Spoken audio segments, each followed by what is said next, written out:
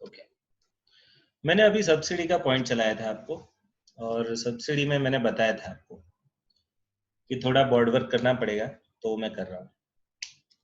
अब देखिएगा, सब्सिडी जो है दो प्रकार की होती है, एक अगर सप्लायर को मिले, दूसरा अगर रिसिपिएंट को मिले। अगर, और आपको मालूम है सप्लायर को जीएसटी भरना हो तो वो फॉरवर्ड चार्ज मैकेनिज्म है, और रेसिपिएंट को जीएसटी भरना हो तो वो रिवर्स चार्ज मैकेनिज्म है। अब जो सेक्शन 15 की बात हो रही है ना, वो फॉरवर्ड चार्ज मैकेनिज्म का पार्ट है। ठीक है, तो अगर सपोज सप्लायर को सब्सिडी डायरेक्टली मिल जाती है, 800 में से 200 रुपया अगर सप्लायर को सीधा मिल जाता है, तो सप्लायर जीएसटी कितने पे लगाएगा? 600 पे। बट यहां थोड़ा उल्टा हुआ, सब्सिडी किसको दी गई? रिसिपिएंट को दी गई। गवर्नमेंट ने सब्सिडी सीधे रिसिपिएंट के अकाउंट में जमा करी, तो जीएसटी तो पूरा कितने पे लगा? तो जीएसटी अब है ना, सप्लायर तो पूरे 800 पे ही लगाएगा।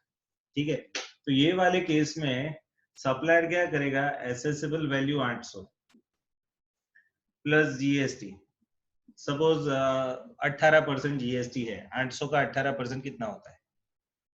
चलो कोई बताओ तो कैलसी पे करके मेरे को।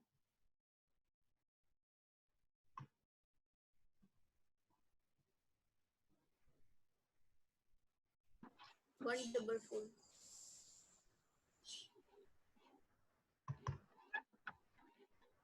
144 कितना? 144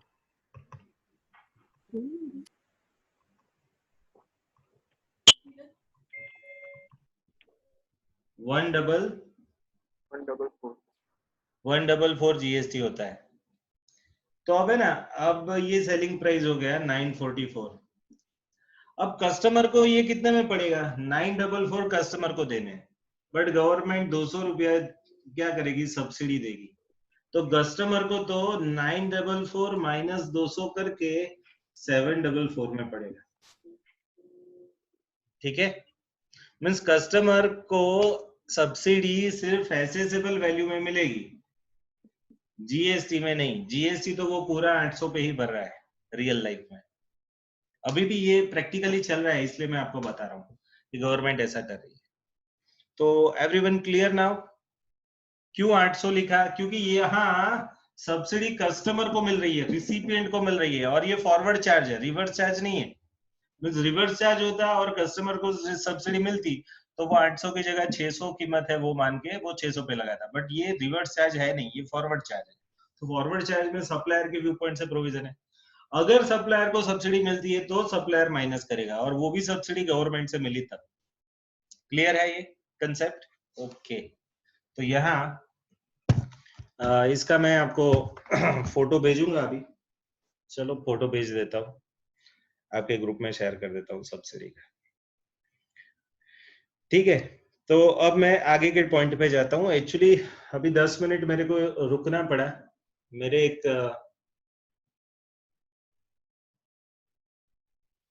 एक टीचर है, मेरी सोसाइटी में रहते हैं, मेरे बड़े भाई जैसे हैं, तो उनको कुछ ये जूम वगैरह का थोड़ा यूज सिखाना था। जो मैं जितना सीखा उतना मैंने उनको बताया, तो उसके लिए थोड़ा 10 मिनट मेरे को ज्यादा ब्रेक का टाइम लग गया। ठीक है, बट फाइन, चलो अब आगे बढ़ते हैं। मैंने ये स्क्रीन का फोटो आप लोगों से शेयर कर दिया है। तो example number 92 is now over. 800 रुपए का कंसेप्ट समझ में आ गया? ओके, अब मैं आगे बढ़ता हूँ। लेट अस सी फर्दर।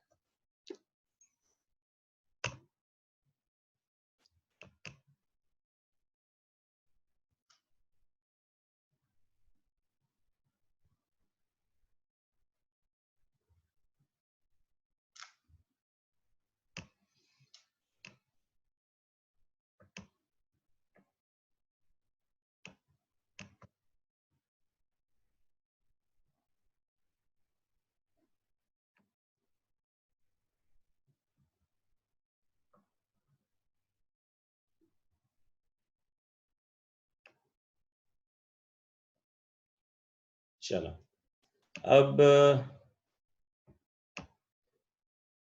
ये वैल्यूएशन आप देखो इधर,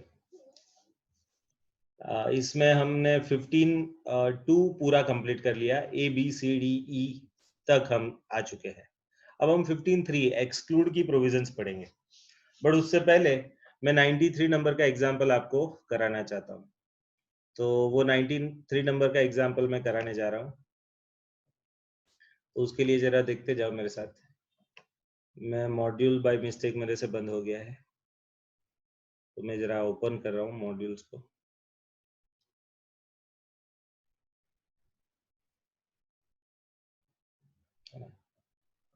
आप तब तक अपने मॉड्यूल में से भी देख सकते हो 93 नंबर का सम पेज नंबर 262 पे। The government provide subsidy for the benefit of farmers but it is given to manufacturer of a fertiliser, such subsidy will form part of the value. तो आंसर है नो। देखो, the buyer of the goods does not provide the subsidy but the government as per scheme provides it, therefore this will not form part of value, not form part of value. It is specifically specified that such subsidies provided by the government will not form part of the value of the sum. Means अब मैं जरा समझाना चाहता हूँ, आप समझो कि suppose मैं गवर्नमेंट हूँ और मैं आपको सब्सिडी दे रहा हूँ, आप फार्मर हो। अब फार्मर को तो चलो 1 to 1 कैसे दिया जाए, तो मैं क्या करता हूँ कि यूरिया करके एक फर्टिलाइजर आता है, तो फार्मर को वो कौन देता है, तो ऑथोराइज एजेंट ही बेचता है, गवर्नमेंट का ऑथोराइज एजेंट। तो मैं गवर्नमेंट के ऑथोराइज एजेंट को बोल देता हूँ कि तेरे को यूरिया सपोज 1000 की थैली है, कस्टमर को तेरे को 700 रुपए में देनी है, तो मैं ना सीधा वो यूरिया वाले को ही है ना 300 रुपए कम करके दे देता हूँ। मीन्स के भाई तू 700 में, मीन्स उसको 300 दे देता हूँ और बोलता हूँ तू कि कस्टमर को है ना 700 में ही बेचना है। और फिर वो मेरा सुन के फिर क्या करते हैं, 700 में बेचते हैं, है ना। तो दैट इज वाई यहाँ सब्सिडी किसको दी गई, तो भाई इंस्टेड ऑफ कस्टमर्स ये सब्सिडी किसको, सप्लायर को दी गई। एंड सप्लायर को दी गई तो फिर क्या हो जाएगा, वो माइनस होगा। तो it will not form part. Not form part का मीनिंग क्या होता है, विल नॉट फॉर्म पार्ट का मीनिंग क्या होता है, विल नॉट फॉर्म पार्ट का मीनिंग होता है कि भाई माइनस करो, वैल्यू में से माइनस करो। मीन सपोज 1000 रुपए का यूरिया हो या फिर 1600 का हो फॉर एग्जांपल, और उसमें से सपोज गवर्नमेंट 400 रुपया सब्सिडी सप्लायर को दे रही है, तो फिर हम क्या करेंगे, माइनस करके कितना, 1200 पे ही जीएसटी लगाने का बोलेंगे। अब है ना, ये एग्जाम्पल थोड़ा गलत है टेक्निकल व्यू पॉइंट से, क्यों, क्योंकि है ना जो फार्मर को जो भी मिलता है ना उस पे जीएसटी नहीं लगता है, खातर वगैरह जो फार्मर को मिलता है उस पे जीएसटी नहीं लगता। बट कोई दूसरी चीज समझ लो, ये 1600 की कोई चीज है, वो गवर्नमेंट सोचती है कि कस्टमर को 1200 में मिले, तो गवर्नमेंट सप्लायर को सब्सिडी दे देगा, ठीक है। तो ये कंसेप्ट है। अब आगे बढ़ते हैं। अब del credere agent commission, del credere agent commission को अभी मैं साइड पे रखता हूँ, क्योंकि आपको ये प्रॉपरली इवन मॉड्यूल में भी बराबर नहीं दिया है, इधर भी स्क्रीन पे बराबर नहीं लग रहा है। और इसके रिलेटेड एक सर्कुलर है, मैं फिर वन लाइनर आंसर में उसके बारे में बात बता दूंगा। अभी हम आगे बढ़ते हैं, वी आर नॉट शिफ्टिंग, क्योंकि ये सर्कुलर वगैरह में है ना टाइम थोड़ा चला जाता है। आज सुबह पहले एक सर्कुलर में टाइम गया है। अब देखो एक और सर्कुलर है, डोनेशंस और gifts from individual donors, levy of GST on service display of the name plates of the donor in premises of the charitable organisation. ये भी मैटर लेटर ऑन डिस्कस करूंगा। Example number 94।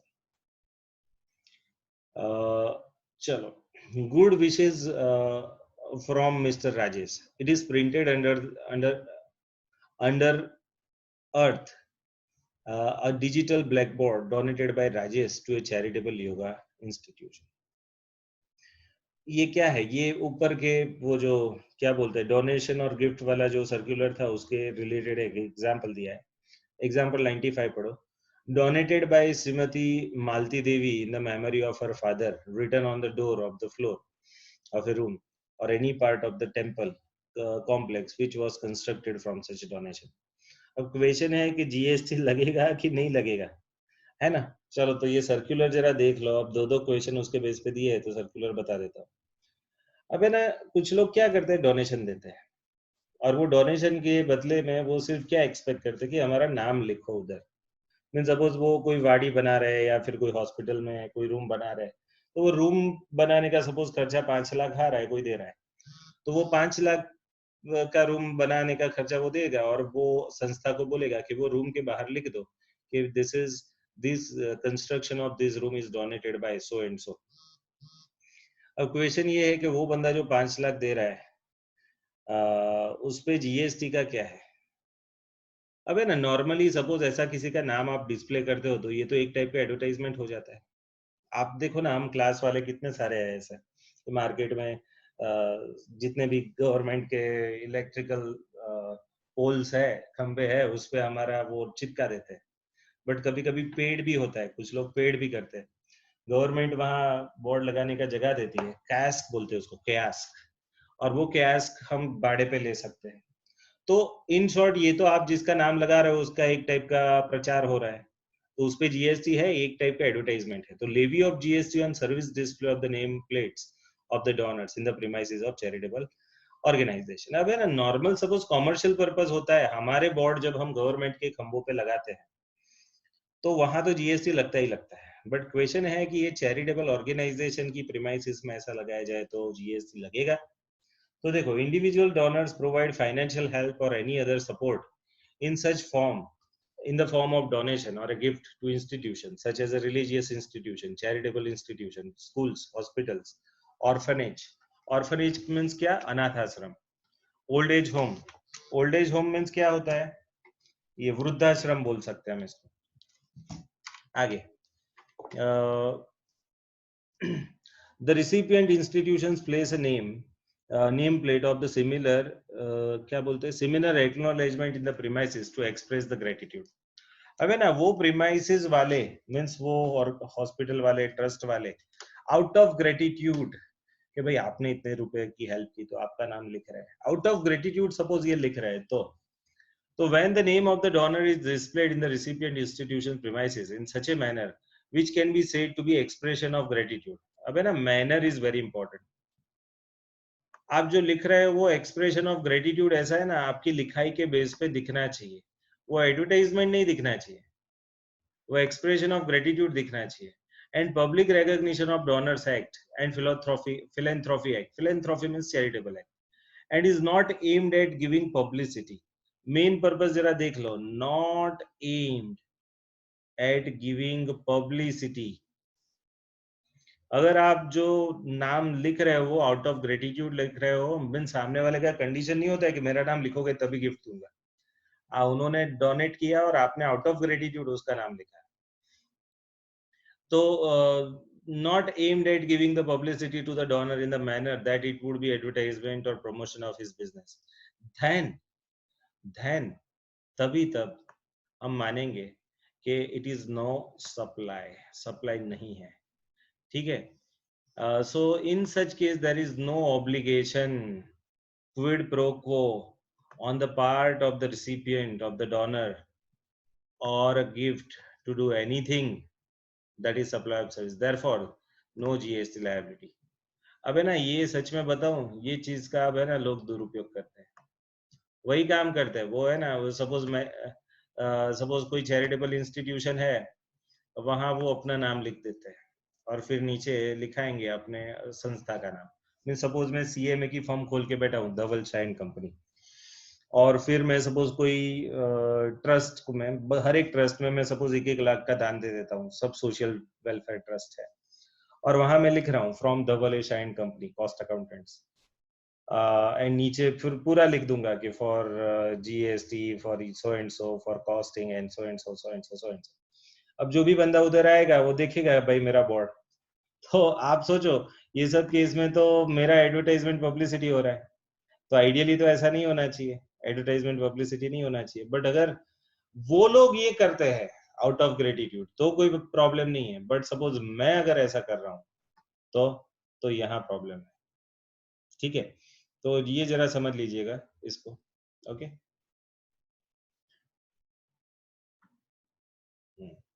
अब मैं वापस आता हूँ आपके एग्जाम्पल में आगे। तो ये दोनों एग्जाम्पल जो 94 एंड 95 देखे, तो good wishes from mister Rajesh, it is printed under earth digital black board donated by Rajesh to a charitable yoga institution. Yoga institution वाले ने good wishes from mister Rajesh ऐसा लिखा। अब ये मिस्टर राजेश कौन है, क्या बिजनेस करे, कुछ नहीं, आउट ऑफ ग्रेटिट्यूड लिखा, तो नो जीएसटी। तो यहाँ हम क्या लिखेंगे भाई, नो जीएसटी। क्यों? क्योंकि आप लिख रहे हो तो लिख दो, because there is no publicity of mister Rajesh. Rajesh का कोई पब्लिसिटी नहीं हो रहा है, या राजेश के बिजनेस का कोई पब्लिसिटी नहीं हो रहा है। फिर आगे देखो 95 नंबर में, donated by Shrimati Malati Devi in the memory of her father. अब ये मेमोरी ऑफ द फादर में, अगर आप कोई किसी का फादर गुजर गया और वो फादर की मेमोरी में सपोज 5 लाख 10 लाख का डोनेशन सपोज आप देते हो, या किसी हॉस्पिटल को या ट्रस्ट को या वृद्धाश्रम को, तो वो लोग लिखते हैं ऐसा। तो यहाँ तो इन the memory of the father है, ये मिस श्रीमती मलाती देवी है, उनका कोई एडवर्टाइजमेंट नहीं हो रहा है, वो क्या बिजनेस कर रहे हैं उनका कोई एडवर्टाइजमेंट नहीं हो रहा है। तो written on the door of the floor of a room और any part of the temple complex which was constructed from such donation. तो यहाँ भी नो जीएसटी, ठीक है, आप लिख दो। क्यों? क्योंकि वो मिस्टर श्रीमती मलाती देवी का कोई भी क्या बोलते हैं इसको, एडवर्टाइजमेंट नहीं हो रहा है, इसलिए। अब 15.3 की बात आ रही है, सीक्वेंस में देखते जाओ हम लोग। अब 15.3 पे आके बैठे हैं। 15.3 क्या है, तो वो मैंने आपको बताया है। 15.3 एक्सक्लूजन का लिस्ट है ना। तो वो कहाँ है, तो यहाँ है, देखो 15.3। उसमें डिस्काउंट की बात आती है, any discount which is before और आफ्टर, तो सब टाइप के डिस्काउंट माइनस किए जाते हैं। तो इनवॉइस में से ही वो, अगर आप बिफोर डिस्काउंट देते हो तो इनवॉइस में से ही minus, before means before delivery, before the time of supply means before delivery, अगर आप डिस्काउंट देते हो तो इनवॉइस में से ही वो डिस्काउंट काट के लिखो। मींस 1000 रुपए का चीज मैं 800 में दे रहा हूँ, तो 1000 माइनस 200 ऐसा कर, 200 डिस्काउंट ऐसा करके 800 लिखो और 800 पे जीएसटी लगाओ। ये बिफोर द सप्लाई है। But after the supply discount करो तो, मीन सपोज मैंने किसी को 1 लाख का बेच दिया और उस पे उसके पास से रुपए मांग रहा हूँ कि भाई मेरे को रुपए दो 1 लाख प्लस जीएसटी। फिर लेटर ऑन है ना, वो सपोज कहीं से कोई पहचान लेके आता है कि सर मैं तो आपका ये पहचान वाले का लड़का हूँ, मेरे से आप 1 लाख मत लो। बट इनवॉइस तो कितने का हो गया, आप सोचो, इनवॉइस कितने का हो गया, 1 लाख प्लस जीएसटी का। अब लेटर ऑन वो पहचान लेके आता है, उसकी वजह से मैं चलो 5000 का डिस्काउंट कर देता हूँ, तो 1 lakh plus GST, 1 lakh plus 18% means 1,18,000 का बिल बना है, और मैं 5000 कम ले रहा हूँ, 1,13,000 ले रहा हूँ। तो चलेगा ऐसा? ऐसा डिस्काउंट माइनस कर सकते हैं? सच में डिस्काउंट दिया मैं, 1,18,000 माइनस 5,000 ऐसा करके दे देता हूँ। तो है ना, आप समझ लो ये वाले केस में वो बोलते हैं कि ऐसा डिस्काउंट भी आप माइनस कर सकते हो। Definitely yes, you can do, but है ना, कंडीशन क्या है, देखो कंडीशन लिखिए इधर। It is based on the agreement which is taken to linked to turnover. अगर टर्नओवर के बेस पे ये अगर डिस्काउंट है, ये ऐसे ही फैमिली वाला डिस्काउंट नहीं है, टर्नओवर बेस्ड डिस्काउंट है कि आपने सपोज कुछ लाख का टर्नओवर क्रॉस किया। कल मैंने बता रहा था ना, मेरा एक पहचान वाला है, सपोज एशियन पेंट के 3 करोड़ से ऊपर का सामान उसने बेच दिया, तो फिर पहले उसको 5% डिस्काउंट में मिलता था, 10% डिस्काउंट दे रहे हैं, और पूरे साल की खरीद पे 10%। तो यहाँ आफ्टर सप्लाई वाला डिस्काउंट भी आप माइनस कर सकते हो। तो मैंने जो इलस्ट्रेशन दिया, पहचान दिखा के वो दे रहा है, तो वहां मैं जीएसटी कम कर सकता हूँ, वैल्यू कम कर सकता हूँ, तो आंसर है नो। ओके, तो अब ये कंसेप्ट को हम आगे चेक करते हैं। एंड आपको पूरा डिस्काउंट रिलेटेड प्रोविजन दिया है, एंड उसमें उन्होंने ना 3 पार्ट बताए। पहला part, if the discount is given before और at the time of supply and it is recorded in the invoice. आप देखो आपके मॉड्यूल में लिखा है, बहुत अच्छा लिखा है, स्क्रीन शेयर करता हूँ, देखो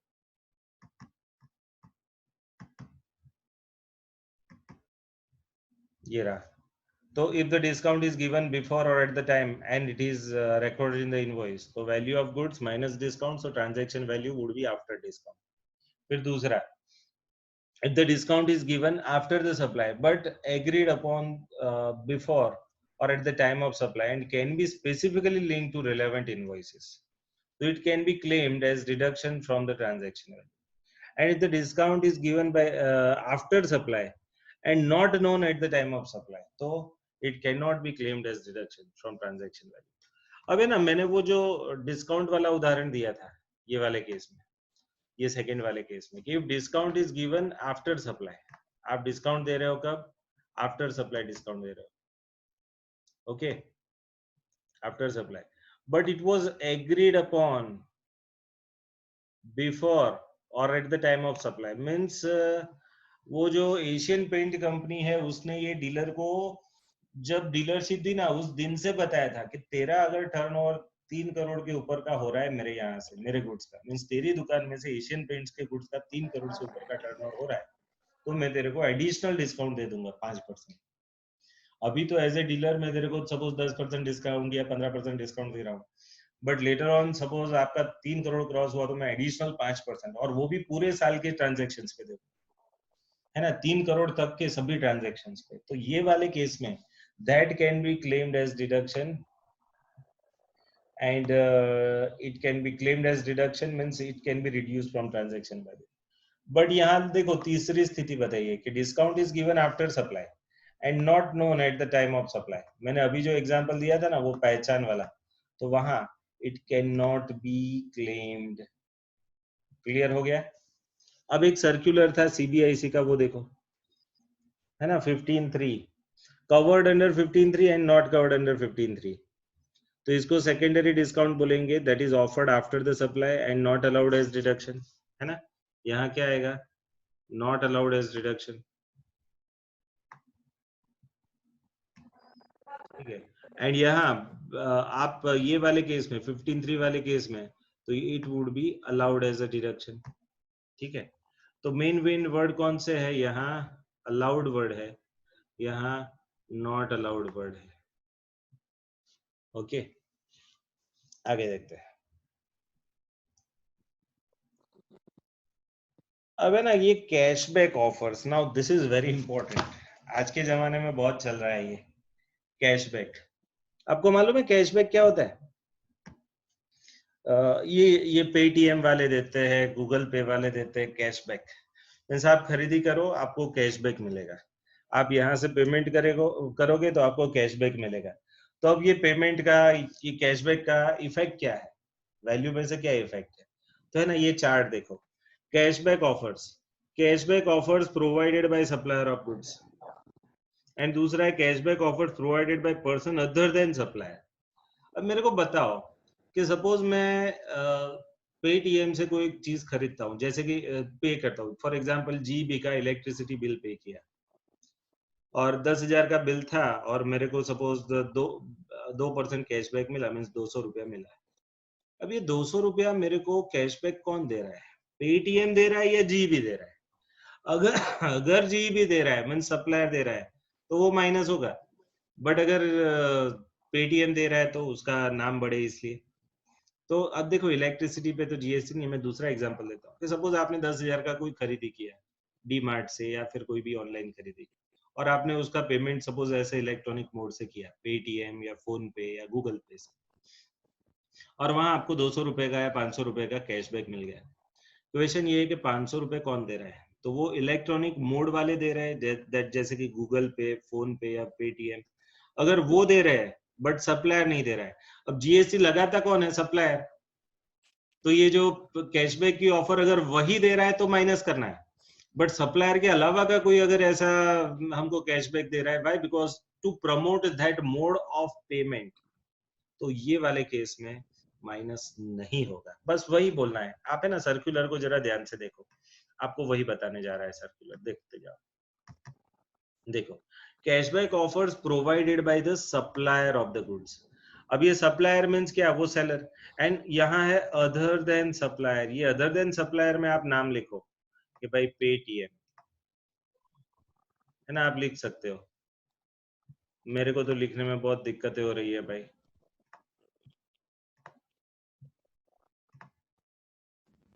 एक ही लिख रहा हूँ, बट आप फोन पे लिख सकते हो, गूगल पे लिख सकते हो। तो ये वाले में नॉट अलाउड है।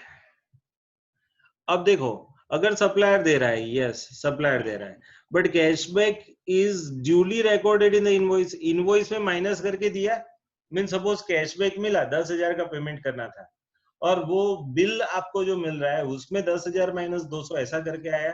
अगर ऐसा है रिकॉर्डेड इन द इनवॉइस, अगर ये रिकॉर्डेड इन द इनवॉइस है, अगर इसमें यस है, तभी अलाउड होगा। देखो वेरी इंपॉर्टेंट। बट सपोज आप बिल में ऐसा रिकॉर्ड नहीं कर रहे हैं तो नॉट अलाउड। तो वेरी इंपॉर्टेंट, अगर कंपनी खुद दे रही है डिस्काउंट बट फिर भी वो बिल में नहीं दे रही है, वो सिर्फ पेमेंट मोड पे आपको वो डिस्काउंट का सेटलमेंट हो रहा है, तो भाई वो नहीं चलेगा। तो समझ लो कि अगर कैशबैक मिला और वो कैशबैक कंपनी ने ही दिया, ऐसा कब होगा, है ना, कुछ कंपनियों की खुद की पेमेंट ऐप होती है। सर ऐसा, यस, मैं आपको बता रहा हूँ। फॉर एग्जाम्पल डीमार्ट है, तो डीमार्ट का है ना खुद का वाउचर का सिस्टम है, उसकी एक खुद की ऐप है। आप है ना अपने रुपए उसके अंदर डालो वो ऐप में, जैसे आप पेटीएम में डालते हो, वो उनकी ऐप में रुपए डाल दो, है ना। सपोज मैं डीमार्ट से परचेज करने जा रहा हूँ और डीमार्ट की ऐप है, डीमार्ट बिग वाला बाजार बोला का फ्यूचर पे। कि आप भाई उसमें 10,000 डाल दो, फिर जब पेमेंट करो उसमें से करना, और वहां आपको वो कैशबैक दे रहा है, तो वो डायरेक्टली एप्लीकेशन थ्रू पेबैक मेरे को कौन दे रहा है, सप्लायर ही दे रहा है। और वो बिल में भी एडजस्ट करके देगा कि ये माइनस हुआ ना तो इतना कैशबैक, और बिल में मींस डीमार्ट से जब बिल दे रहे हो ना तो बिल में से पेमेंट करते समय ये माइनस करके दे रहा है, तो फिर वो डिस्क पे कैशबैक आपको माइनस करना है, अदरवाइज नहीं करना है। तो 99.99% केसेस में ये जो कैशबैक है वो माइनस नहीं होते, क्योंकि कभी वो इनवॉइस में उसकी इंपैक्ट ही नहीं देते। ठीक है, तो now I am shifting to next examples, example number 96 97। Okay, तो चलो मैं अब आपको 96 97 दिखा रहा हूँ, देखते जाओ सब। Messrs Ashok enterprise sales mineral water bottles, पानी के बॉटल बेच रहे हैं, एमआरपी 20 रुपया है, however the customer avail the discount of ₹4 per bottle. The month of January, Ashok Enterprise sold 2,000 bottles, applicable rate of GST. अब मेरे को बताओ, 2,000 बॉटल मल्टीप्लाइड बाय 20 करूं तो कितना आता है, 2,000 बॉटल मल्टीप्लाइड बाय 20 तो 40,000 आ रहा है। ये वर्किंग नोट में देखो, बराबर 40,000 आ रहा है, बट उसमें से वो 4 रुपया डिस्काउंट देते हैं, मीन्स 20% डिस्काउंट है, तो 4 रुपया मल्टीप्लाइड बाय 20,000 बॉटल, ये माइनस कर देना है डिस्काउंट, तो अब 32,000 आ रहा है। यस, तो आपका ट्रांजैक्शन वैल्यू गिना जाएगा 32,000, है ना, यही 32,000 ऊपर ले लिए।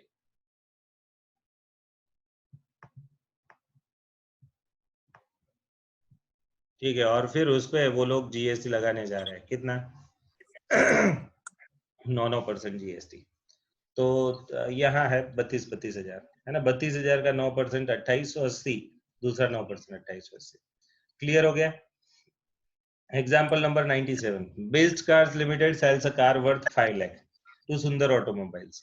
अब कार वाला मीन्स ऐसे समझ लो ये मारुति की कार है, और वो कार किसको दे रहा है, सुंदर ऑटोमोबाइल्स। बड़ोड़ा में ऐसे दो नाम है मारुति के डीलर्स के, किरण मोटर्स है एंड अमर कार्स है। सपोज मारुति वाले ने अमर कार को बेचा 5 लाख में। अब ये जो बेस्ड कार्स लिमिटेड है, दे इनकर्ड अ पैकिंग चार्ज, उन्होंने पैकिंग का खर्चा किया 6,000, तो ये खर्चा तो बिफोर डिलीवरी है ना, तो ये ऐड होगा। तो देखो 5 लाख के अंदर उन्होंने ये पैकिंग के 5-6,000 ऐड किए।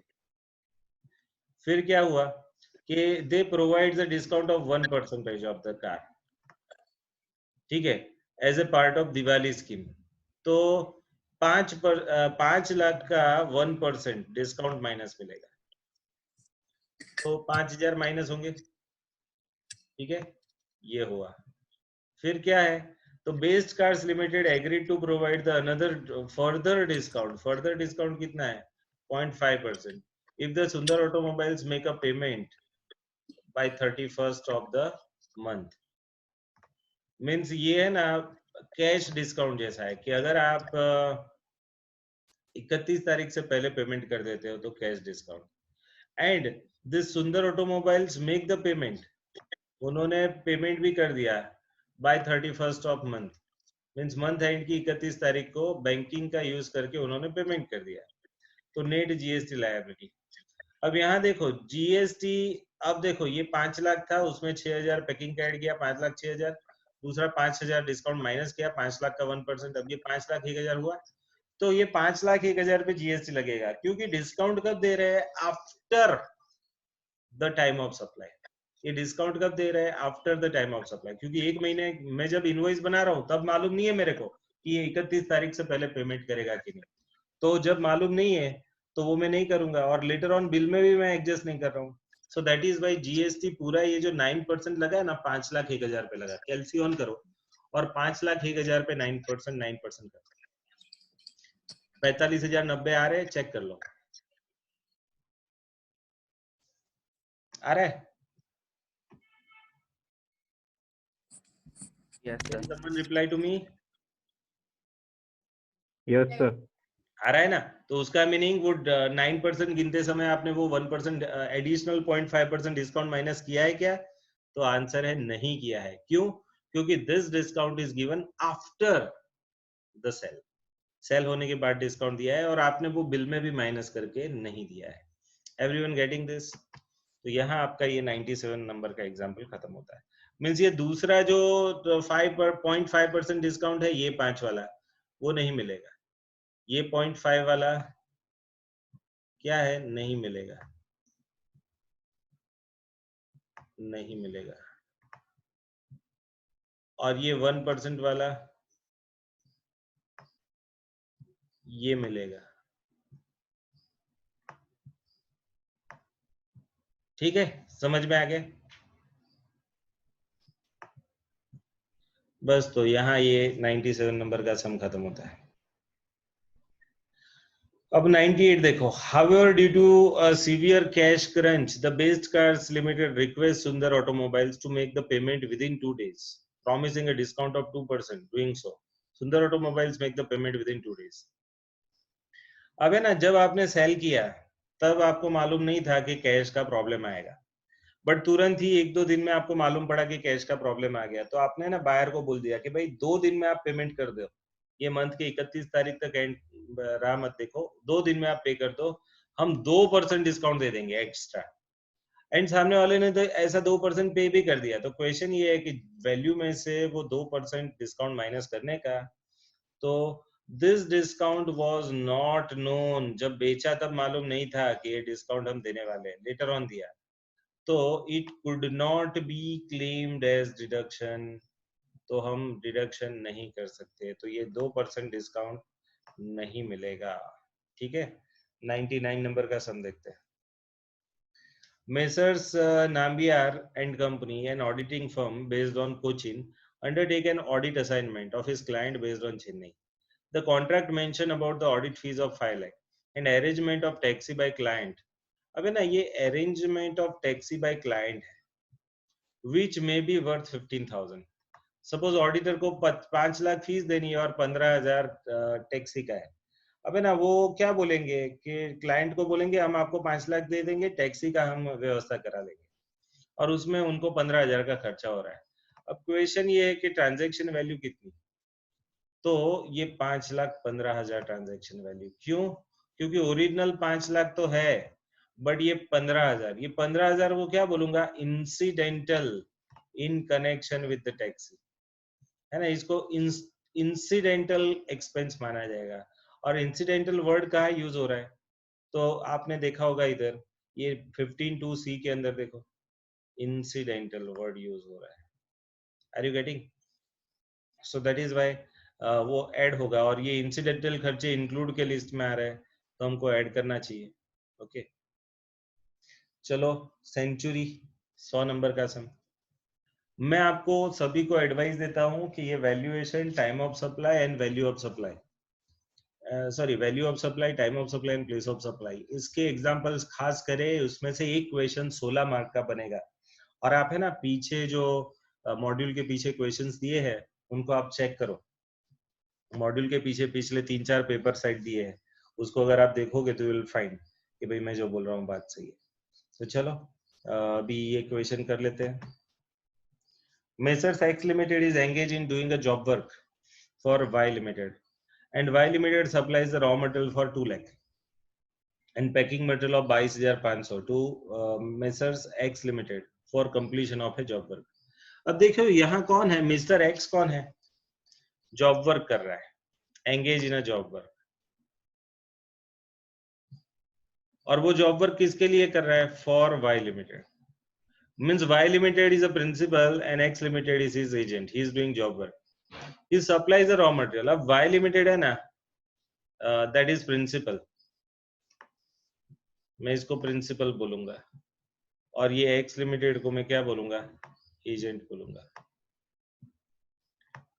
अब प्रिंसिपल एजेंट को, बट है ना एजेंट के दो प्रकार हैं, कमीशन लेने वाले एजेंट, और कुछ एजेंट है ना कमीशन नहीं लेते, सेलिंग प्राइस ही मांगते हैं कि आप मेरे को दे दो मैं मार्केट में बेच दूंगा। अब आप सोचो यहाँ एक्स लिमिटेड जॉब वर्क का काम कर रहा है, जॉब वर्कर का काम क्या होता है, एग्जैक्टली वो एजेंट भी नहीं होता है, वो किसी के बिहाफ पे काम करता है, बट है ना इंडिपेंडेंटली काम कर सकता है, उसका खुद का फैक्ट्री होता है और उसके अंदर कोई किसी के बिहाफ पे वो प्रोडक्शन कर रहा है। तो यहाँ वाई लिमिटेड के बिहाफ पे एक्स लिमिटेड जॉब वर्क काम कर रहा है एंड वाई लिमिटेड उसको 2 लाख का मटेरियल सप्लाई कर रहा है। अब मेरे को बताओ इधर रियल में सप्लायर कौन है, supplier is a job worker, that is mister messrs x limited, क्योंकि वो जॉब वर्क की सर्विस दे रहा है, एंड रिसिपिएंट कौन है, वाई लिमिटेड। अब मेरे को बताओ यहाँ रिसिपिएंट सप्लायर को रॉ मटेरियल दे रहा है 2 लाख का एंड पैकिंग मटेरियल भी दे रहा है, पैकिंग मटेरियल 22,500 का, ठीक है, पैकिंग मटेरियल भी दे रहा है 22,500 का for the completion of job work. अब मेरे को बताओ इन शॉर्ट, मैं जब जॉब वर्कर हूँ और आपके बिहाफ पे काम कर रहा हूँ, आप मेरे को 2,25,000 का सामान फ्री में दे रहे हैं, तो सॉरी 2,22,500 का, तो 2,22,500 तो मैं आपसे कम ही लूंगा, ओके। अगर आप ये सामान नहीं देते तो मेरे को लेना पड़ता, ओके। अब है ना लेस देन 1 मिनट है मेरे पास, देखते जाओ सब लोग। Messrs X Limited has agreed to supply services for the purpose of performing activities specified by Y Limited for 1 lakh. अब वो 1 लाख में काम कर रहा है, जॉब वर्कर्स प्रॉफिट इज 70,000 उसका प्रॉफिट है, एंड उसने मटेरियल कितने का 3,500 का कंज्यूम किया, फाइंड द ट्रांजैक्शन वैल्यू। अब देखो 1 लाख चार्जेस ले रहा है, 3,500 मटेरियल के है और आपका प्रॉफिट 70,000 है, तो 1,73,500। सर जो उसको फ्री में मिला उसका क्या, एक मिनट है, अब बंद हो जाएगा, मैं फिर से चालू करता हूँ, ओके, बंद हो जाएगा, मैं फिर से चालू करता हूँ, डोंट गो अहेड, है ना। जय हिंद राइट नाउ।